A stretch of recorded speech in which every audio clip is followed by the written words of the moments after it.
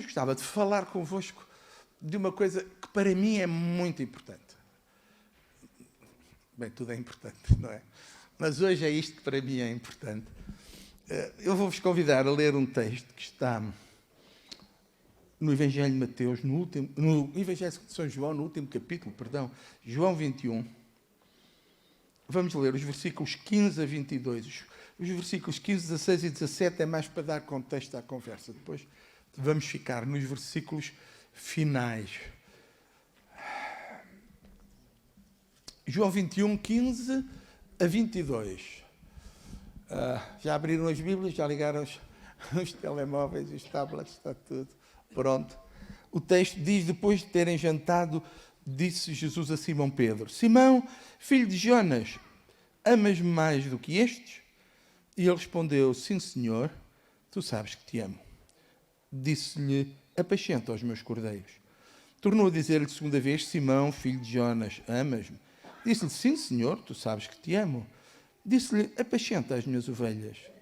Disse-lhe terceira vez: Simão, filho de Jonas, amas-me? Simão entristeceu-se por lhe ter dito ou perguntado terceira vez: amas-me? E disse-lhe: Senhor, tu sabes tudo. Tu sabes que eu te amo. Jesus disse-lhe: apacenta as minhas ovelhas. Okay? Até aqui, esta primeira parte, tinha acontecido um milagre repetido, porque foi a segunda pesca milagrosa. Jesus tinha-se ressuscitado, não estava agora sempre com eles, como estava antes, ia aparecendo, e os apóstolos não sabiam bem o que haviam de fazer. Em termos de fé, de crer, de acreditar, eles ainda estavam assim: vai, não vai, pode ser que... E a mulher de Pedro não achou graça nenhuma àquilo, sabem? Não, a mulher de Pedro não achou graça e disse: ó Pedro, faz-te homem e toma conta da casa. Andaste aí 3 anos a passear atrás de Jesus e já se viu que isso não deu nada, acabou tudo. Faz favor de sustentar a casa. E Pedro, que sabe que quando as mulheres falam se diz amém, Pedro resolveu ir à pesca, que era a profissão dele. E convidou amigos e um grupo dos apóstolos, foram à pesca. Mas o ir à pesca não é problema. Se calhar até temos aqui gente que gosta de ir à pesca, eu gosto. O problema é que para eles o ir à pesca era voltar à vida velha. Era voltarem ao antigamente. Era acreditar que Deus afinal não tinha plano nem propósito e que tudo aquilo tinha sido uma ilusão e que agora tinham que cair na real e vamos lá perceber como é que as coisas são e vamos à vida. E para mostrar que não era assim naquele dia, como acontece a muitos bons pescadores, não apanharam nada. E passaram horas no barco e nada. De repente apareceu um homem na praia a andar e o homem virou-se para eles porque eles não estavam muito longe de terra. Naquele tempo, vocês sabem, os barcos a motor ainda eram poucos, não tinham sido inventados, então eles não caíam para muito longe. E aquilo era um lago, andavam ali, e aquele homem que estava na beira da praia perguntou-lhes: então, correu bem a pesca? Apanharam muito peixe? E Pedro disse: olha, não apanhámos nada. Ele disse: mas isso resolve-se. Mandem as redes para o outro lado do barco e vocês vão ver o que vai acontecer. E quando ele disse isto, eles lançaram as redes. E de repente o barco quase que virou. Porque a força que os peixes fizeram na rede, porque eles encheram a rede, foi uma coisa tremenda. Mais de 150 grandes peixes. Para quem tinha passado horas e horas e não tinha apanhado nada, de repente a rede está cheia. Quando aquilo acontece, Pedro disse: já sei quem é aquele homem. Não é um homem, é o Senhor. É Ele, tem que ser. Então, isto já nos aconteceu. E enquanto os outros trabalharam, Pedro, que tinha que ter alguma virtude por ser o que falava mais, mandou-se à água, meio despido. Eles nunca estavam completamente despidos, mas ali na pesca eles tiravam a roupa toda de cima, ficavam geralmente em cuecas. Aquilo para eles eram as cuecas, não é? E Pedro veio assim para a terra e vai ter com o Senhor, e depois vêm os outros e puxam, e quando eles chegam à terra, vejam uma coisa engraçada. Já estava o lume feito, já estava um peixe a assar e já havia pão para eles comerem. Claro que aquela gente toda não comeu só um peixe, mas não havia problema, já tinham apanhado tantos, continuaram. Mas aquilo que eles aprenderam naquele dia é que com Jesus as coisas não são como nós pensamos, é como Ele quer, como Ele manda e, acima de tudo, no tempo de Deus. O tempo de Deus para apanhar o peixe foi depois de Jesus falar. E ali eles perceberam que o plano de Deus não era que eles voltassem à vida velha, porque Deus nunca quer que nós voltemos à vida velha. O plano dele é fazer de nós pessoas novas, diferentes e úteis para Ele e para o seu reino. Então podemos dizer que Deus tem um plano para nós. Mesmo que pareça que as coisas não estão a acontecer muito, o plano de Deus nunca é para voltar atrás. Por isso nós dizemos que com Deus o melhor ainda está para vir. Porque com Deus não podemos esperar senão coisas melhores, não é? A esta já estamos habituados, já é comum e normal. Então Deus ainda tem mais. Porque também o nosso inimigo tem outras coisas maiores para fazer contra nós. Mas como maior é o que está em nós, então as coisas vão correr todas bem. Muito bem. Comeram, beberam, estavam satisfeitos. De repente Jesus disse a Pedro: Pedro, vem daí, vamos conversar. Afastaram-se. E tivemos esta conversa. 3 vezes Jesus perguntou a Pedro: amas-me? E 3 vezes Pedro respondeu. Podíamos ficar o resto da tarde aqui a falar disto, porque a história é muito bonita. O vosso pastor um dia fala-vos disto. Porque cada vez que Jesus perguntava: amas-me? Pedro respondia: eu gosto de ti. Esta é a tragédia, não é? Pedro ainda não tinha dado o passo que ele depois iria dar. Ok, depois destas 3 vezes, foi como se Jesus dissesse: ok, eu aceito o que tu tens para mim agora. Eu quero que tu saibas, irmãos, que o facto de tu não seres perfeito, de ainda não seres capaz de tudo, de entender tudo, perceber tudo, deixar tudo ou fazer tudo, nunca impede que Deus te ame, nunca vai levar a que Deus desista de ti, porque, tu não fizeste, tu não disseste, o Senhor estava à espera de mais. Não, irmãos, não.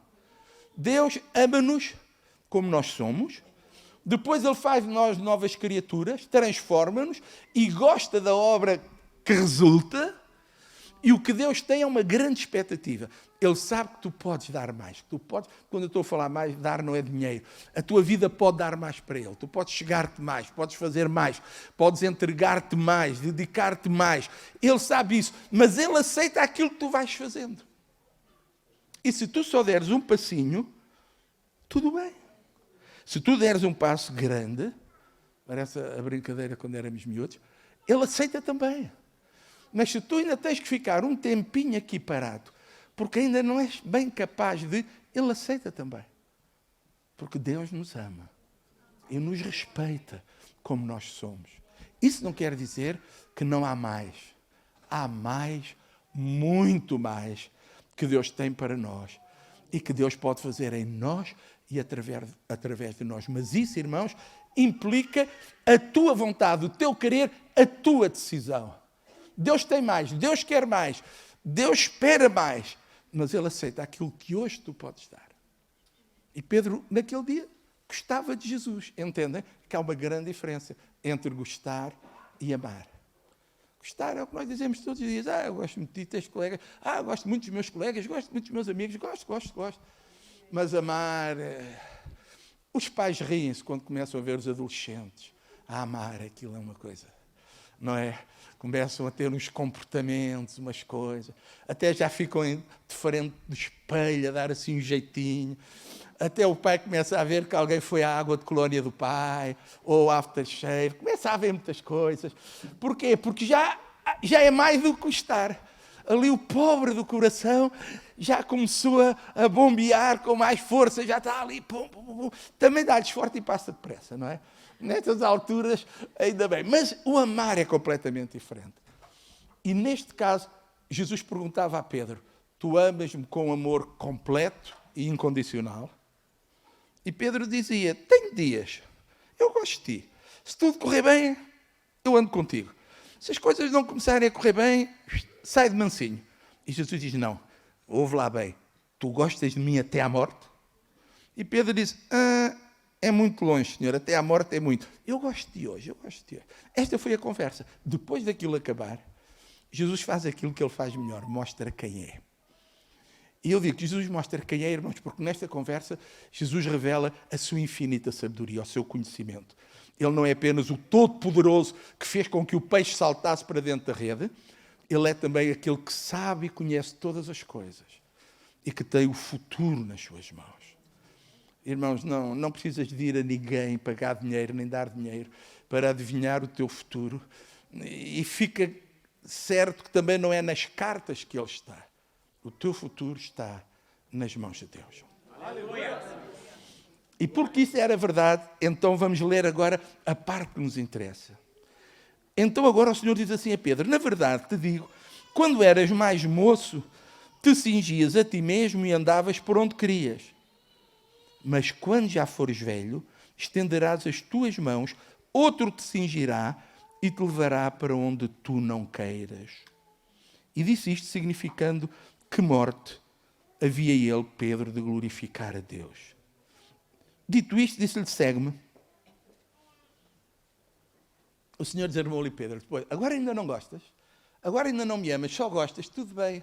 Mas olha, vou-te dizer uma coisa. Um dia tu vais me amar tanto, tanto, tanto. Eu acredito que Pedro, cada vez que ouvia isto, os olhos iam se regalando, não é? Que vais morrer por mim.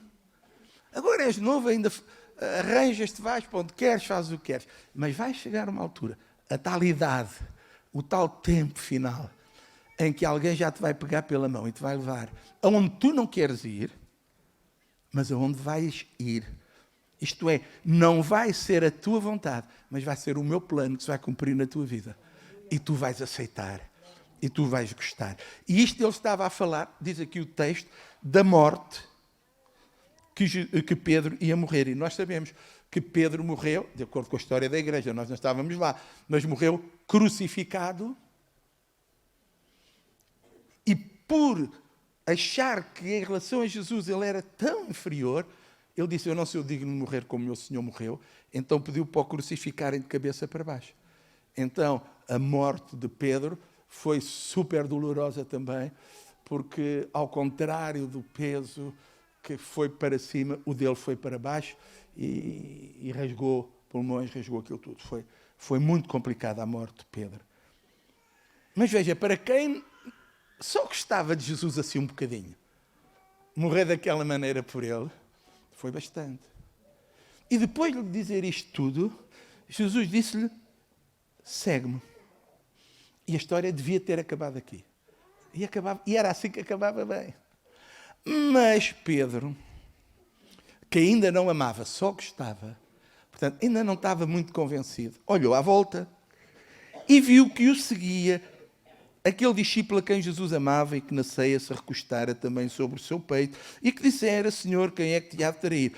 Tanta coisa para dizer que era João. Mas como foi João que escreveu o Evangelho, não quis dizer que era ele que lá estava. Então disse: pois estava aquele que... E a gente já sabe quem é que estava na ceia e pôs a cabeça no colo de Jesus. Foi João. Quem é que fez estas coisas todas? Foi João. João gostava de ouvir a conversa dos outros, já reparou? Ele viu que Jesus foi falar com Pedro e foi também para saber o que se passava. E quando Pedro viu João, disse a Jesus: Senhor, e deste que será? E para nós parece que é uma boa pergunta. Pedro, interessado no seu irmão João, irmão de fé. Porque João era irmão, era de Tiago, não era de Pedro. Pedro era de André. Então, e este? E o que é que vai ser deste? E nós íamos: veja lá, um crente preocupado. Preocupado com o que o Senhor tem para ele. Mas Jesus percebeu o que estava no coração de Pedro. Pois, para mim é esta dificuldade toda. E para este? A ver se este é aquele menino que tu gostas. O que é que está reservado para este? E eu já vejo Pedro ali logo a querer refilar com Deus. Pois, para mim vai ser um fim trágico, vai ser uma morte difícil. E este menininho, porque João era um menininho que andava ainda ali com eles, o que é que vai ser dele? E repara na resposta de Jesus que desarmou Pedro. Jesus disse-lhe: se eu quero que ele fique até que eu venha, que te importa a ti? Segue-me tu. E esta é uma resposta que nós não estávamos à espera. E foi por causa disto que surgiu aquela ideia que João ia ficar vivo até à vinda de Jesus. Por isso, quando ele escreveu o Apocalipse, toda a gente julgava que Jesus já vinha aí a correr, porque João já era velhote, já tinha passado por muitas coisas, só lhe faltava mesmo morrer. Então, Jesus tinha que vir, mas não era isso que Jesus queria dizer. O que Jesus lhe queria dizer é: eu tenho um plano para cada um de vocês. Eu tenho um plano para cada um de vocês. Portanto, se o meu plano para ele é diferente, o que é que tu tens a ver com isso? Deus dá a Pedro a possibilidade de Pedro discutir alguma alternativa. O Senhor dá a Pedro a possibilidade de dizer: não, Senhor, mas se calhar eu quero ficar com o plano dele e ele fica com o meu. Não. Jesus diz: o que eu tenho para ele é para ele. O que eu tenho para ti é para ti. Portanto, vem e segue-me. E é com isto que nós vamos ficar hoje. Porque eu acredito que hoje Jesus está a falar com todos nós desta maneira. Eu acredito, irmãos, porque eu acredito que ao longo da nossa vida os filhos de Deus vivem numa relação de tal maneira que nos encontramos muitas vezes com o Pai. Aliás, devemos encontrar-nos todos os dias, até mais que uma vez. Mas às vezes, irmãos, por causa do dia-a-dia, da corrida, da vida, é aquela oração assim mais curta, mais fervorosa, mas em pecos limitados. E às vezes, depois, quando o Senhor vem para falar connosco, nós já não estamos lá, já saímos a correr por causa do autocarro, por causa do emprego, por causa da escola dos filhos, por causa de tanta coisa. Mas há momentos em que, olha, comigo foi preciso ele pôr-me no hospital. Foi preciso eu parar ao hospital e depois dizer: Senhor, o que é que eu venho aqui fazer? Ainda por cima uma coisa que era para demorar 3 dias, estive lá uma semana e tal. Houve problemas, os médicos não trabalharam. Depois eu fui para casa, apanhei uma infecção num braço, disse: bem, agora já não posso ser operado. E eles disseram: não, venha para cá e fica cá até estar curado, porque se perde a cama, nunca mais é operado. Então tive que ir antes do prazo, depois do prazo, fiquei lá não sei quanto tempo à espera. Eu era o único que estava bem ali. Eu não percebia o que é que o hospital era tão mau, porque toda a gente tinha medo, porque eu ainda não tinha sido operado. Estive ali 3 ou 4 ou 5 dias sem ser operado. Estava ótimo. À noite toda a gente gemia. A mim não me apetecia gemer, apetecia-me era dormir. E eu disse ao Senhor: o que é que eu estou aqui a fazer? E o Senhor disse-me assim: é difícil apanhar-te para conversar. Agora não sais daqui. Agora não há cultos, não há reuniões, não há mais nada. Agora estás aqui, vamos conversar agora. E eu disse: Senhor, perdoa-me. Eu sabia que era um bocado palerma, mas tanto que não percebia que Deus queria falar comigo, eu não entendia. Tive que ir parar ao hospital para Deus, dizer: agora vamos conversar. E conversámos. Por isso eu espero que vocês não precisem de ir parar ao hospital, que tenham tempo para ouvir Deus, para falar com Ele. Amém. Até dizemos: Pai nosso que estás no céu, então não sabe ter tempo para falar com o Pai. Se dizemos que Jesus é o nosso irmão, então não devemos ter tempo para falar com Ele. Se não precisamos, claro que sim, precisamos do Espírito Santo para ser o nosso companheiro, o nosso consolador, o nosso ajudador, que no fim é o que Ele é, um paráclito, um paracleto, um ajudador. Então não é ter tempo para falar com aquele que está diretamente comigo ao meu lado para me ajudar. E quando Ele fala comigo, Ele fala do meu caminho. Ele sabe que eu tenho sempre dúvidas quanto ao caminho. Senhor, e agora vai ser assim? Senhor, e se fizermos assim? Senhor, e se for? E às vezes eu dou tiros para tanto lado e nunca acerto uma. Até que por fim, há alguma coisa que começa a nascer no meu coração. Eu disse: Senhor, e se for isto? E pronto, há música no céu. O Senhor disse: ouvi isto, percebeste? Eu disse: Senhor, desculpe, eu estava ocupado, Senhor, sabes isto? Nós assim... Agora, depois, quando chegamos assim a uma certa idade, já volta tudo a ser um bocadinho mais lento outra vez, não é? Já mais lento, mas ainda Ele me surpreende. E tu? Então, Senhor, então estás a orar por aquele, a pedir para eu usar este, abençoar aquele, tomar conta daquele irmão. E tu? Pois é, Senhor, primeiro eu tenho que me colocar a mim aqui no altar. Primeiro tenho que ser eu. Primeiro eu tenho que estar disposto. Primeiro eu. E aquilo que eu aprendi nas conversas com o Pai é que esta caminhada que nós temos É uma caminhada individual, imaginem. Somos chamados para estar juntos. Somos chamados para ser corpo, família. Somos o corpo de Cristo, que é a igreja. Somos a família de Cristo. A Bíblia diz que nós somos.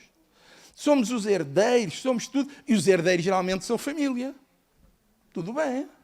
Mas a minha caminhada é a minha caminhada e a tua é a tua caminhada. Nós não damos por nós no meio da caminhada. Todos nós passamos pelo mesmo local. E todas as caminhadas de qualquer um de nós, todas começam no mesmo sítio. Primeiro passamos pela cruz. E aos pés da cruz temos que reconhecer quem somos. E tudo começou quando eu reconheci quem era. E quando pedi perdão. E quando recebi pela graça a salvação e o perdão de Deus. Todos nós temos de passar pela cruz. Os filhos não estão abrangidos pelos pais. Aqui não há filhos, netos, sobrinhos. Cada um de nós. Por isso, cada um de nós também é filho de Deus.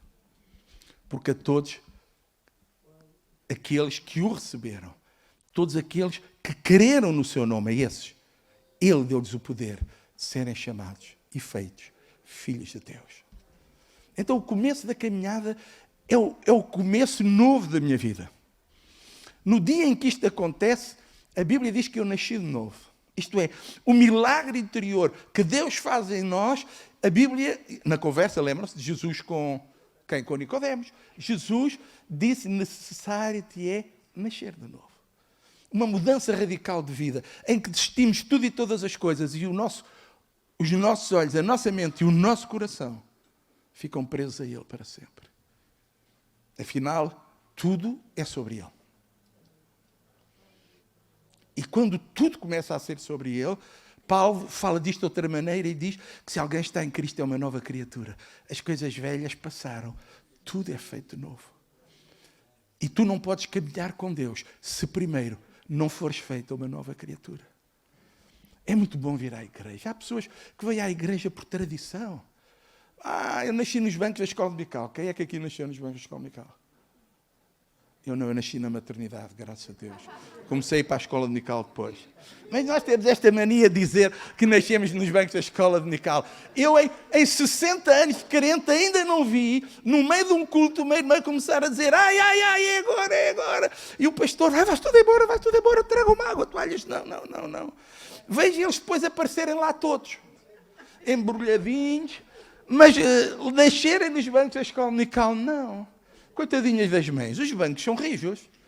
Pelo menos um colchãozinho. Ou um banco do carro, qualquer coisa. Mas andamos estes anos todos. E mesmo assim, às vezes, só andamos por hábito. O que é que tu fazes ao domingo? Vou à igreja. Porquê é que vais à igreja? Sei lá, vou desde pequenino, os meus pais vão. Eu também vou à igreja. Estão lá os meus amigos, está lá tudo, eu vou à igreja. Resposta errada. Se estiveres num dos concursos da televisão, ouves logo pá. Não recebes nada. Eu venho à igreja porque eu amo Jesus. Porque a minha vida sem Ele não faz sentido. Eu venho à igreja porque Ele perdoou os meus pecados. Porque Ele salvou a minha alma. Porque Ele fez-me nascer de novo. Porque Ele fez essa coisa. Porque eu hoje sou uma pessoa nova. Vocês não veem, mas eu sou. E esta pessoa nova é a que vai morar no céu. E um dia eu passei pela cruz. E depois vamos de viagem. A viagem para o céu. Havia um corinho que dizia, caminhando eu vou para Canaã, por exemplo. Não era. Agora vamos de viagem. Mas essa viagem não começa em qualquer sítio. Porque a Bíblia diz que há uma porta estreita. Há um largo, que tem lá uma portinha. E todos nós temos que ir até esse largo, que fica logo ao lado da cruz, sabe? É ao lado da cruz. A gente não se cansar muito. E ao lado da cruz tem-se um largo com uma portinha e nós temos que entrar por essa portinha. E o problema que há é que a porta é estreita, mas depois o caminho podia ser bom. Não! Veja lá, o caminho é da largura da porta. É sempre estreitinho. É sempre estreitinho. E sabe porque é que o caminho é estreito? Para você não levar bagagem daqui. Porque senão você vai carregar de bagagem. Mas a Bíblia diz que essa bagagem acabou quando você nasceu de novo e quando você foi feita uma nova criatura. Tudo o que era velho desapareceu. O peso do pecado, da vida antiga, vícios, problemas, dificuldades. Jesus tirou tudo isso. Ele deu uma oportunidade de começarmos de novo. Você agora é um carro 0 km. Amém? Por isso tire lá a bagagem e o lixo que havia no carro velho, porque agora no carro novo é para continuar assim, limpinho até ao fim. É mesmo, limpinho até ao fim. Porque se não estiver limpinho, você não vai para lá. Temos que ser puros, temos que ser santos.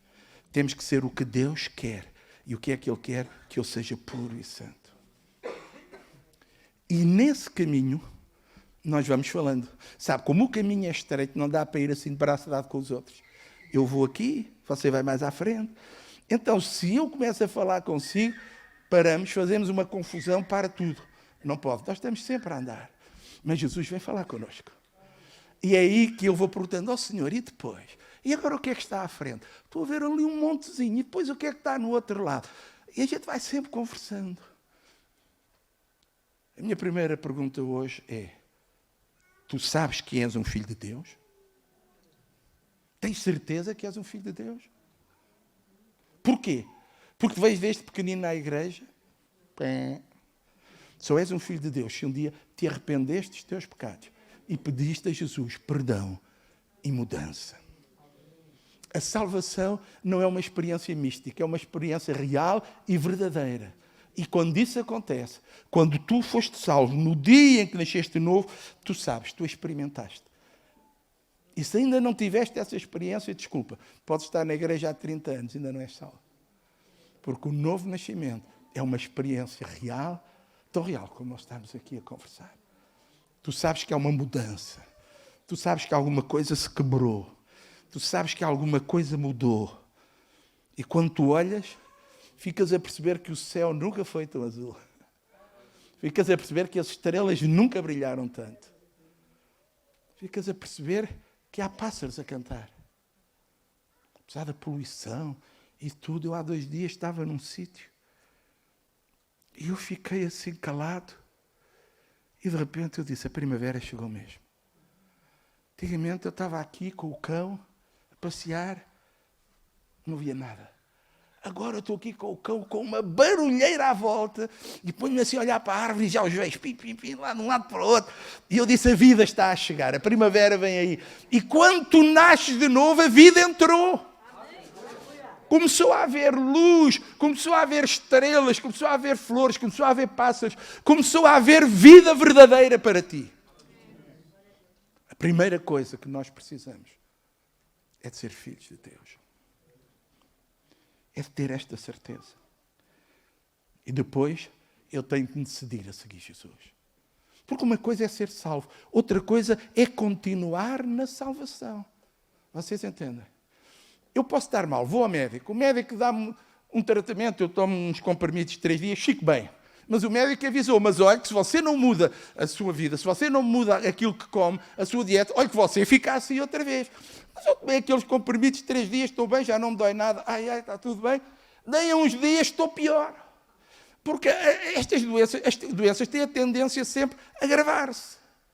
Então, eu para não sofrer mais, não basta tomar aqueles medicamentos, eu tenho que mudar de vida.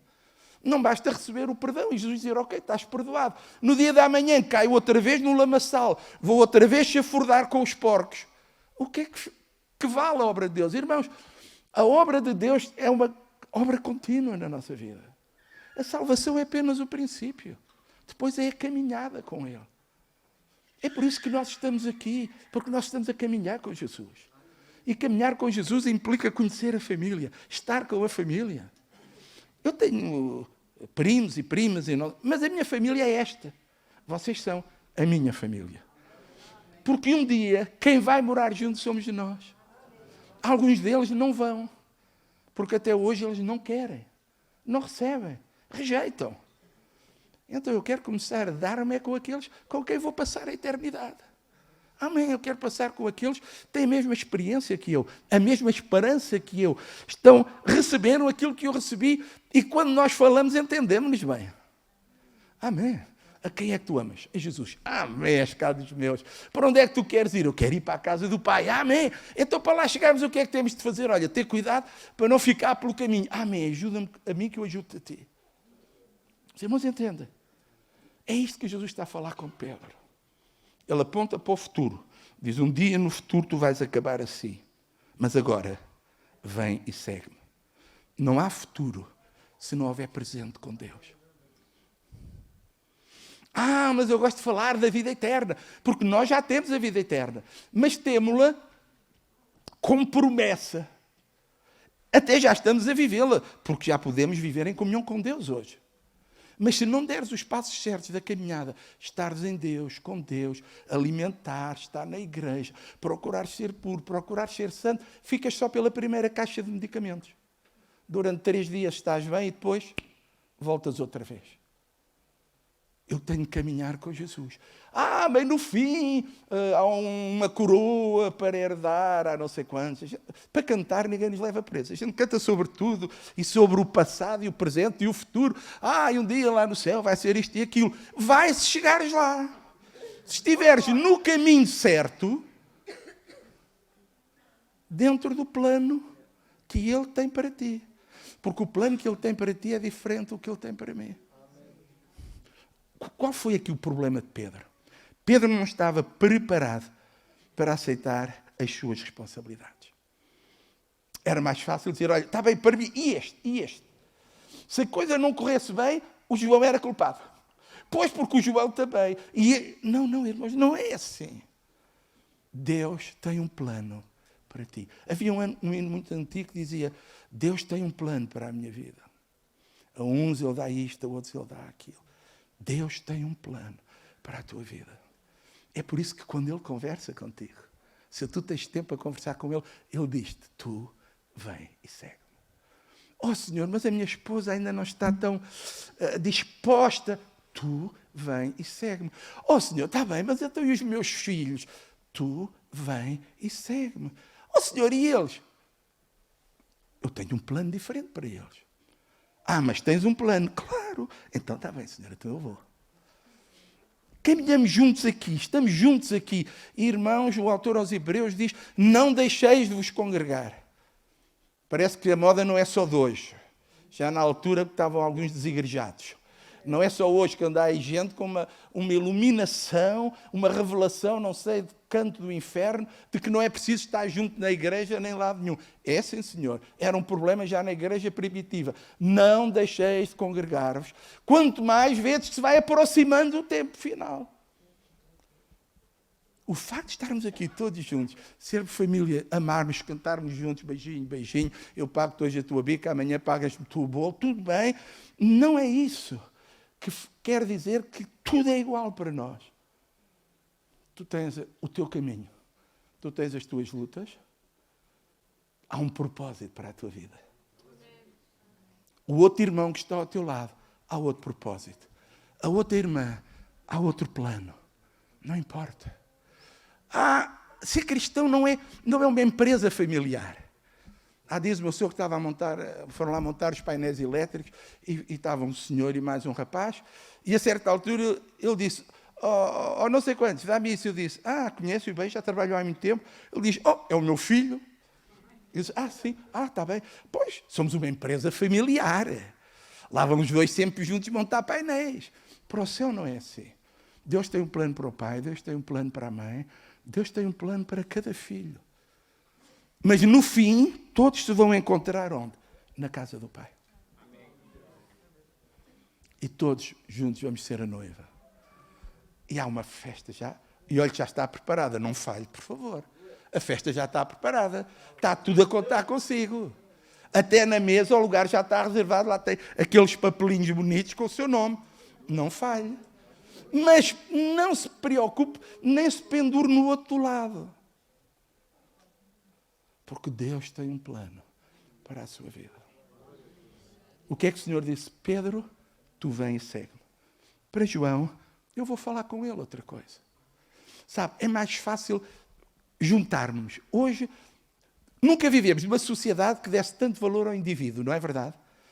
Antigamente era tudo, éramos todos. Agora não, cada pessoa Cada funcionário tem o direito de falar com o patrão, de não concordar, de refilar, disto, daquilo. E mesmo com os acordos coletivos, o indivíduo tem sempre muito mais força. Penso que no Brasil também, se calhar também deve ser assim, não é? Nunca se falou tanto do indivíduo, do eu, do direito da pessoa. Hoje o direito de uma pessoa sobrepõe-se muitas vezes ao direito da maioria.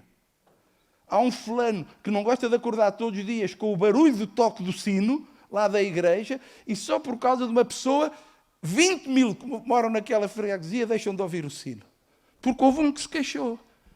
Antigamente juntavam-se os 20 mil e ofereciam-lhe uma mudança para o outro lado. Vai para um sítio que não tenha igreja com sino, pronto. Agora não. Agora cala-se o sino porque um não gosta.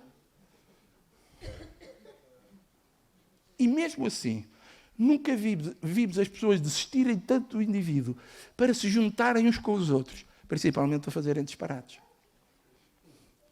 Quando nós vemos um grupo de malta nova junta, se formos lá depois ver o que aconteceu, estão lá as marcas. Asneira. Asneira. Quer dizer, cada um deles tem tantos direitos como indivíduo, mas só se afirmam como grupo. E os pais já sabem que a pressão do grupo é sempre maior e não interessa o que o pai e o que a mãe diz, o que o professor diz, é o que o grupo diz. Mas para ir para o céu não é assim. Não há grupo. Você não pertence a nenhum grupo. Você individualmente pertence a Jesus. Então vamos acabar com isto. Hoje Ele está aqui. Tu acreditas? Eu acredito. E sabe o que é que Ele está a dizer? Até ali à pequenina. Pois. Sim, porque aquela é uma idade ótima para ter Jesus no coração e viver com Jesus a partir daqui. Também a ela Jesus diz, tu vem e segue-me. E é isto que esta noite, esta tarde, se tu ouvires bem, aquilo que está aqui no ar é só uma coisa. Tu vem e segue-me. Quem nos vê, venha e siga. O primeiro passo, venha a Jesus para ser salvo. O passo a seguir, venha a Jesus para ser transformado. O passo a seguir, entre na portinha estreita. Vá pelo caminho e vamos nos encontrar nesse caminho. Mas não se preocupe. Eu ainda não sei bem. Ele sabe que você não sabe. Ele sabe que você não... mas eu não sei se sou capaz, porque... Não se preocupe. Chegamos como estamos. Aqui não há nenhuma exigência de mudança anterior. Ninguém tem que ir primeiro ao barbeiro, ao cabeleireiro, primeiro mudar de roupa para vir a Jesus. Não, é Ele que faz a mudança toda. Aleluia! Tu vês como estás. E Ele vai fazendo. E à medida que tu vais sendo capaz, tu vais andando no caminho. E o Pai se alegra com cada um dos filhos. Irmãos, se vocês... Eu tenho uma filosofia, ao contrário de outros. Hoje toda a gente se preocupa com a saúde, eu também, mas... E chega a um sítio, 3, 4, 5 andares, vão a pé, sobe aquilo tudo. Descem, todos os dias fazem quilómetros a pé e tudo. A minha filosofia é diferente, é assim, se eu puder andar, não corro. E se puder elevador, não vou de escadas. Mas isso sou eu. Se posso ir de elevador, não vou de escada. E se posso ir a andar, não me façam correr. Acham que uma elegância desta está para isso? Não pode. Tantos anos a praticar este culturismo, para me estar nesta forma, e vou agora estragá-la só por causa disso. Não. Mas se tu gostas de correr, amém, Deus te abençoe.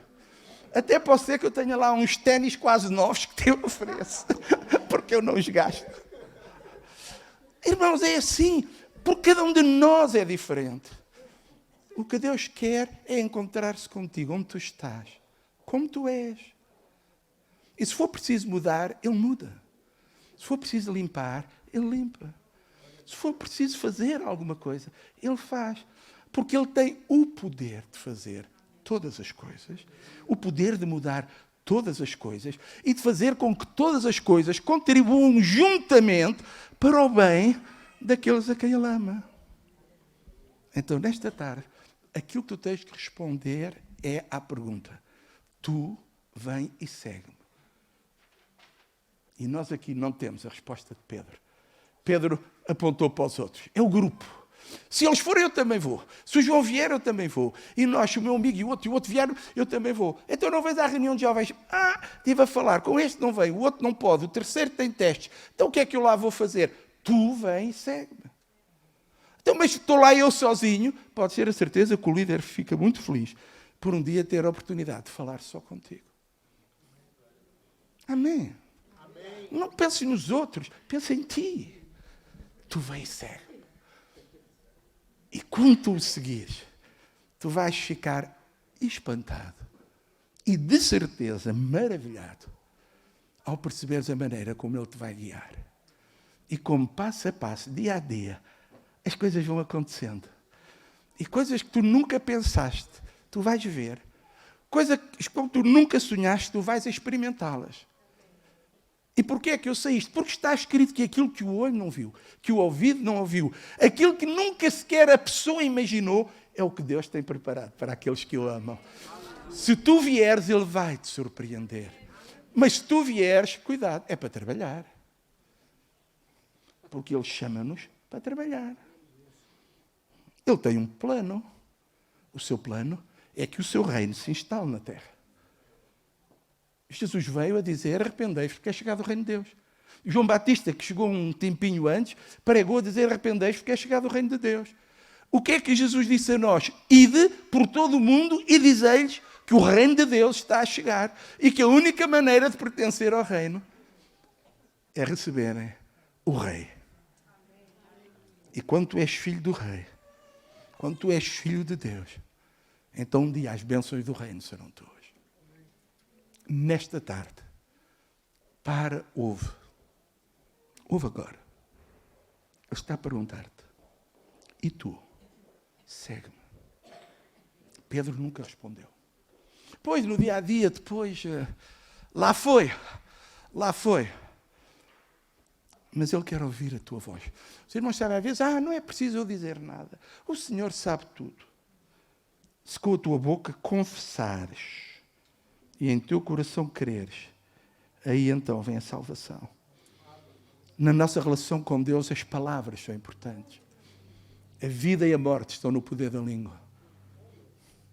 Aquilo que tu falas, aquilo que tu dizes a Deus, Ele pode pegar nisso e mover o mundo sobrenatural por causa das tuas palavras. Ele tem o poder de fazer com que as tuas palavras aconteçam. Não vou demorar mais, o pastor Pedro, temos uma criança para entregar. Amém. Graças a Deus. Mas depois, no fim, pode ser que eu vos pergunte o que é que vocês querem responder a Jesus hoje. Deixa que o Espírito Santo fale contigo. Deixa que...